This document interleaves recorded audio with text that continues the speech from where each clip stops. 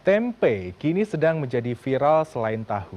Selain harga bahan bakunya yang semakin mahal, bentukannya juga semakin mengecil.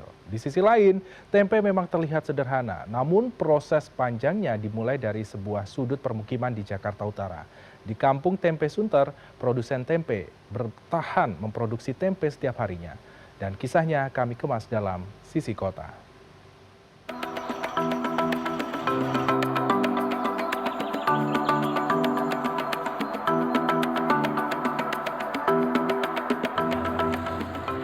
Di balik sederhananya tempe yang biasa kita makan, nantinya ada tempe goreng, tempe bacem, dan lain-lain. Salah satu proses panjangnya itu ada di tempat saya berdiri saat ini, Kampung Tempe di kawasan Sunter. Saya akan mengajak Anda untuk mengikuti pembuatan tempe. Seperti apa? Ikuti saya ya.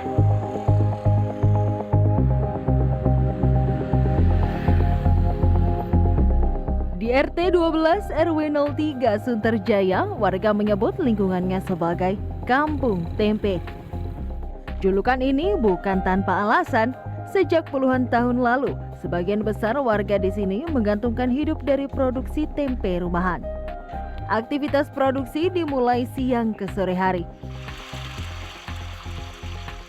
Kedelai direbus berjam-jam, dikupas kulitnya, lalu ditiriskan. Selanjutnya diberi ragi sebelum dibungkus dan disusun rapi di rak fermentasi. Seluruh proses ini dikerjakan di rumah-rumah warga secara turun-temurun.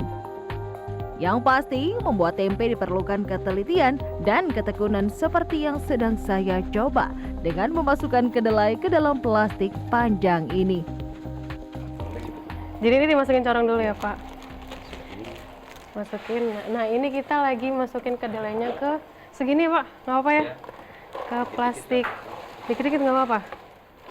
Ini sehari berapa, Pak? Berapa drum? 4 drum? 4 karung? Sehari 4 karung. Sebelum masuk ke proses fermentasi, pemilihan kedelai menjadi tahap paling menentukan kualitas tempe yang dihasilkan.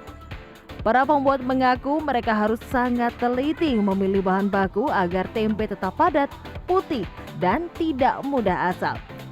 Dalam sehari, Selamat membuat sebanyak 4 drum dengan total keuntungan 300 hingga 400 ribu rupiah. Menariknya, Kampung Tempe Sunter ini tidak ada proses jual beli langsung. Tempe yang sudah jadi, pagi hari langsung dibawa ke pasar-pasar untuk dijual oleh para pedagang. Jadi kalau saya itu mencari yang kalau udah jadi tempe itu tempenya rada adem, terus nggak terlalu banyak asamnya itu terlalu kental, bagus. Jadi cocok buat tempe kalau diragin. Jadi semua kedelai impor.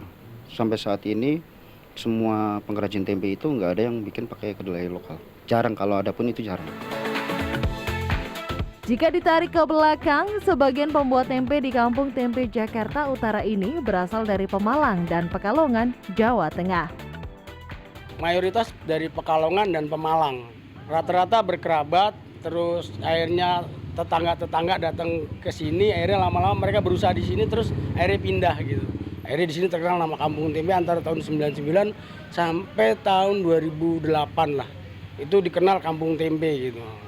Dulu di zaman sebelumnya itu sekitar 300 atau 400 pengrajin di 3 RT. Hari ini kurang lebih sekitar 100 pengrajin. Ketua RT Kampung Tempe, Murti Sutarjo menyebut, ia juga aktif berkoordinasi dengan para pembuat. Terutama belakangan ini, saat harga bahan pendukung seperti plastik pembungkus ikut mengalami kenaikan, menambah beban biaya produksi para pembuat tempe. Kemarin terus disiasati, memang belum naik harganya, tapi mereka mengecilkan. Jadi tempe itu mengurangi ya, tempe itu dari besar gitu kan, akhirnya dikurangi karena plastik signifikan naiknya. Kalau kedelai sih nggak terlalu ya, tapi plastik yang sangat tinggi kenaikannya. Dari ganggang sempit Kampung Tempe Sunter inilah tempe diproduksi setiap hari tanpa henti. Di tengah tekanan biaya produksi, para pembuat tempe tetap menjaga warisan pangan rakyat ini tetap hidup. India Yuwono, Maranatha, Jakarta.